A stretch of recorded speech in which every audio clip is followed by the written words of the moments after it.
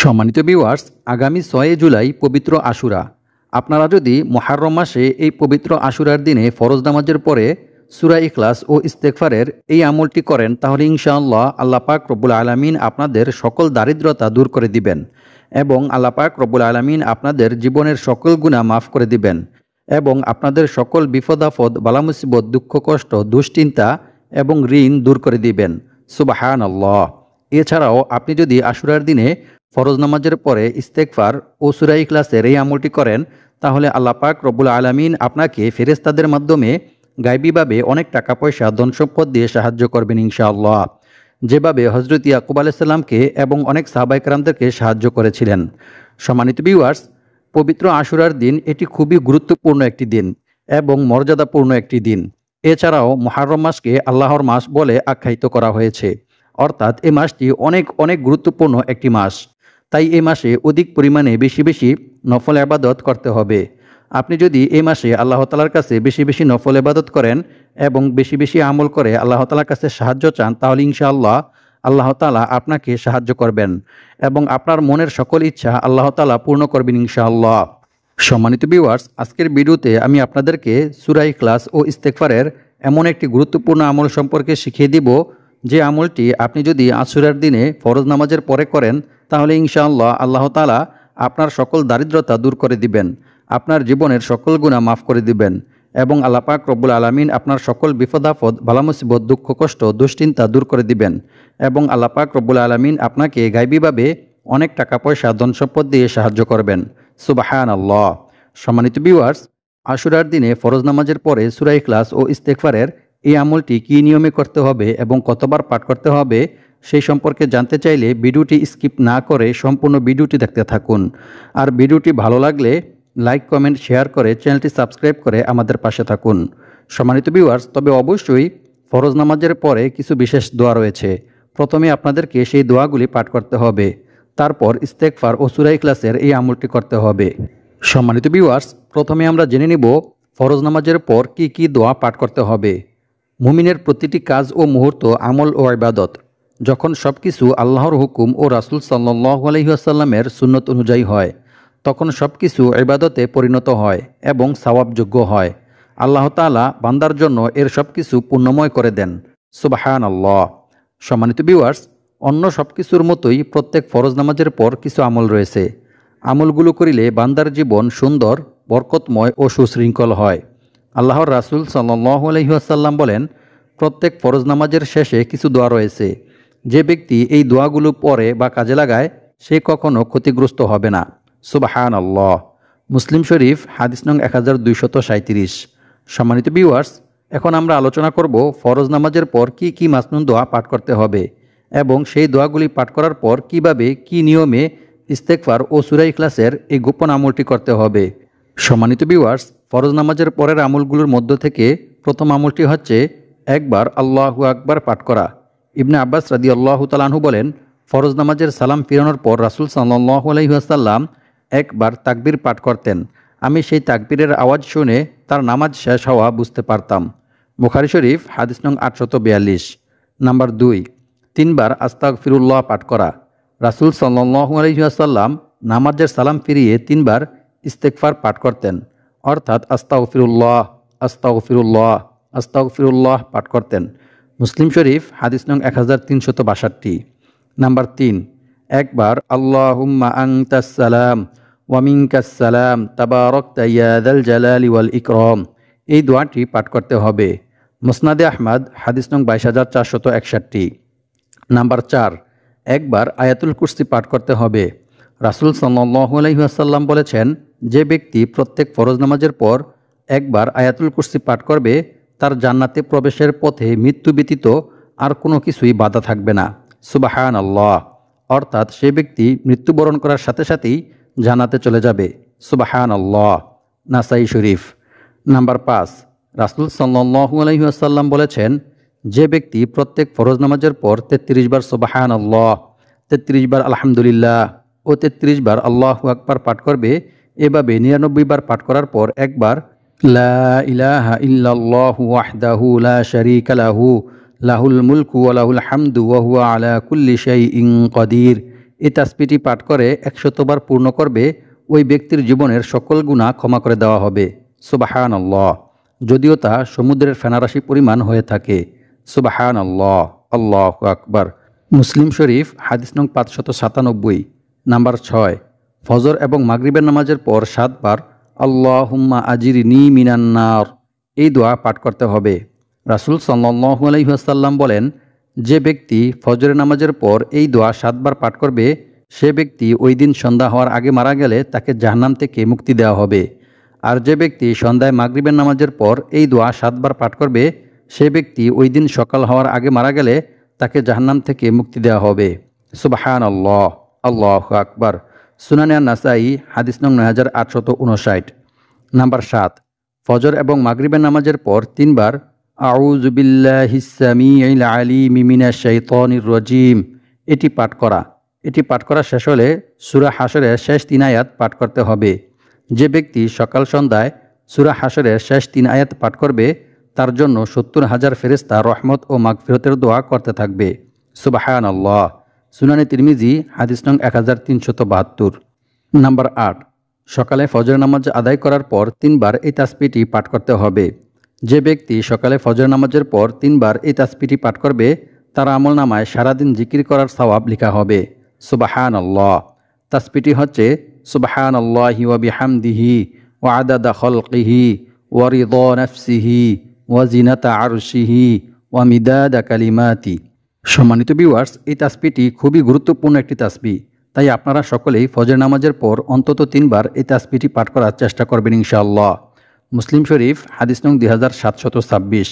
Number 9, ফজর নামাজ আদায় করার পর 3 বার আল্লাহুম্মা ইন্নী আসআলুকা ইলমান নাফিআ ওয়া রিজকান তাইয়্যিবা ওয়া আমালাম মুতাকাব্বালা এই দোয়া পাঠ করতে হবে।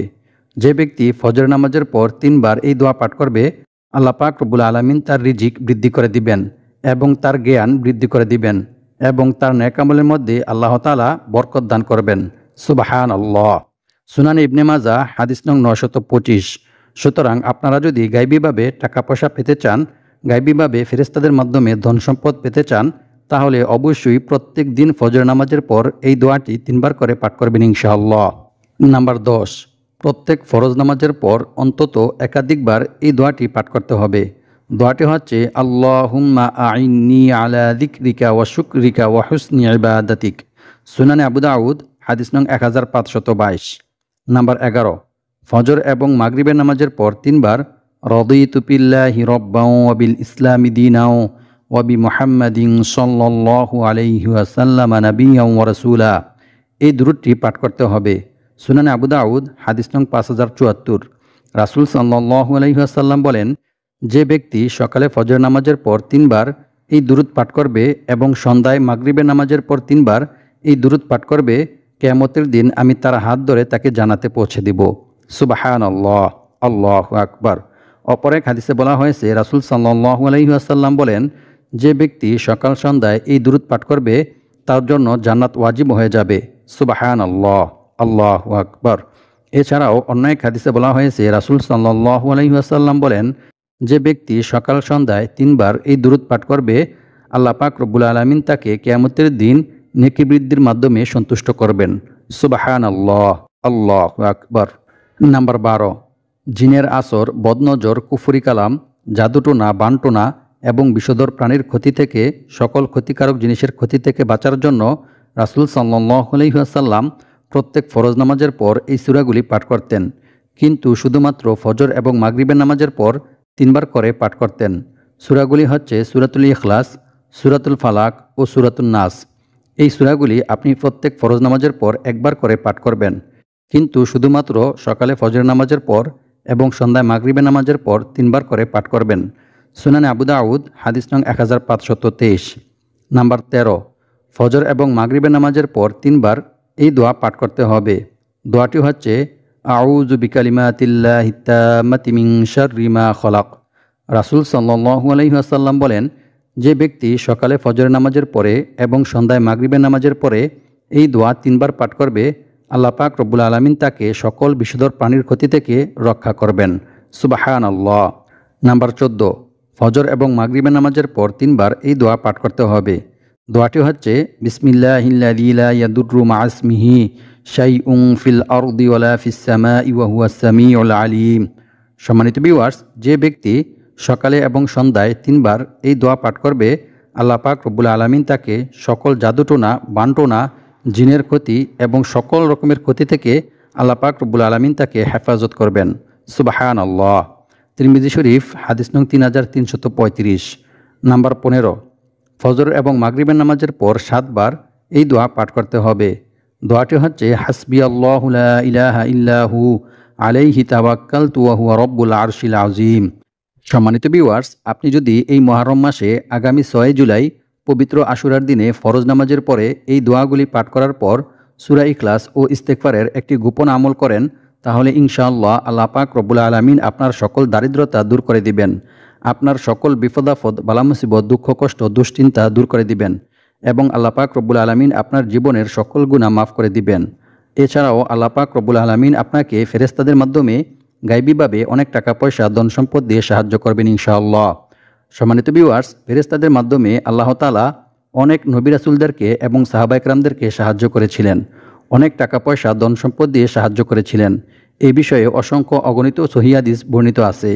তাই আপনারা যদি কোরআনের উপর বিশ্বাস রেখে আল্লাহর উপর ভরসা করে পবিত্র আশুরার দিনে ফরজ নামাজের পরে সূরা ইখলাস ও ইস্তেগফারের এই আমলটি করেন, তাহলে ইনশাআল্লাহ আল্লাহ পাক রব্বুল আলামিন আপনাদেরকে ফেরেশতাদের মাধ্যমে গায়বীভাবে অনেক টাকা পয়সা, ধন সম্পদ দিয়ে সাহায্য করবেন।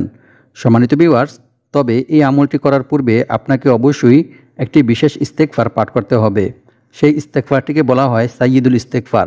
এই ইস্তেগফারটি আপনাকে অবশ্যই পাঠ করতে হবে, কারণ ইস্তেগফারের মধ্যে রয়েছে অসংখ্য অগণিত ফজিলত। এছাড়াও আরও একটি ইস্তেগফার রয়েছে, ওই ইস্তেগফারটিও আপনাদেরকে পাঠ করতে হবে, কারণ ওই ইস্তেগফারের মধ্যে রয়েছে রিজিক বৃদ্ধির একটি গোপন আমল।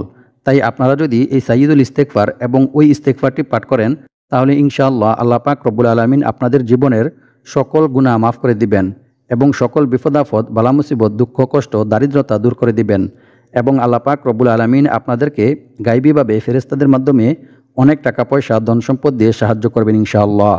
সম্মানিত ভিউয়ার্স, প্রথমে আমরা ইস্তেগফার পাঠ করার এবং সূরা ইখলাসের কিছু বিশেষ ফজিলত ও পুরস্কার সম্পর্কে কোরআন এবং হাদিস থেকে জেনে নেব। আল্লাহর রাসূল সাল্লাল্লাহু আলাইহি ওয়াসাল্লাম বলেন, যে ব্যক্তি সূরা ইখলাসকে ভালোবাসবে, সূরা ইখলাস পাঠ করবে, তার জন্য জান্নাত ওয়াজিব হয়ে যাবে। সুবহানাল্লাহ। অন্য এক হাদিসে বলা হয়েছে, একবার এক সাহাবী রাসূল সাল্লাল্লাহু আলাইহি ওয়াসাল্লামের কাছে এসে বললেন, হে আল্লাহর রাসূল সাল্লাল্লাহু আলাইহি ওয়াসাল্লাম, আমি সূরা ইখলাসকে ভালোবাসি। তখন আল্লাহর রাসূল সাল্লাল্লাহু আলাইহি ওয়াসাল্লাম তাকে বললেন, এ ভালোবাসা তোমাকে জান্নাতে প্রবেশ করাবে। সুবহানাল্লাহ। আল্লাহু আকবার। সুনানে আন-নাসাই হাদিস নং 994। অপর এক হাদিসে বলা হয়েছে, আবু হুরায়রা রাদিয়াল্লাহু তাআলা আনহু থেকে বর্ণিত, তিনি বলেন, আমি রাসূল সাল্লাল্লাহু আলাইহি ওয়াসাল্লামের সাথে বসেছিলাম। এমন সময় এক ব্যক্তি সূরা ইখলাস তিলাওয়াত করতেছিল। রাসূল সাল্লাল্লাহু আলাইহি ওয়াসাল্লাম তার তিলাওয়াত শুনে বললেন, ওয়াজিব হয়ে গেছে। আমি জিজ্ঞেস করলাম, হে আল্লাহর রাসূল সাল্লাল্লাহু আলাইহি ওয়াসাল্লাম, কি ওয়াজিব হয়ে গেছে? তখন রাসূল সাল্লাল্লাহু আলাইহি ওয়াসাল্লাম তাকে বললেন, জান্নাত। সুবহানাল্লাহ। অর্থাৎ যে ব্যক্তি সূরা ইখলাস তিলাওয়াত করবে, তার জন্য জান্নাত ওয়াজিব হয়ে যাবে। সুবহানাল্লাহ। আল্লাহু আকবার। অপর এক হাদিসে বলা হয়েছে, আনাস ইবনে মালিক রাদিয়াল্লাহু তাআলা আনহু থেকে বর্ণিত, তিনি বলেন, আমি রাসূল সাল্লাল্লাহু আলাইহি ওয়াসাল্লামের কাছে বসেছিলাম। এমন সময় এক লোক এসে বলল, আমার এক ভাই এই সূরা অর্থাৎ সূরা ইখলাস পড়তে ভালোবাসেন। তখন রাসূল সাল্লাল্লাহু আলাইহি ওয়াসাল্লাম তাকে বললেন, তুমি তোমার ভাইকে গিয়ে জান্নাতের সুসংবাদ দাও। সুবহানাল্লাহ। আল্লাহু আকবার। ফাজাইলে কোরআন হাদিস নং 1050।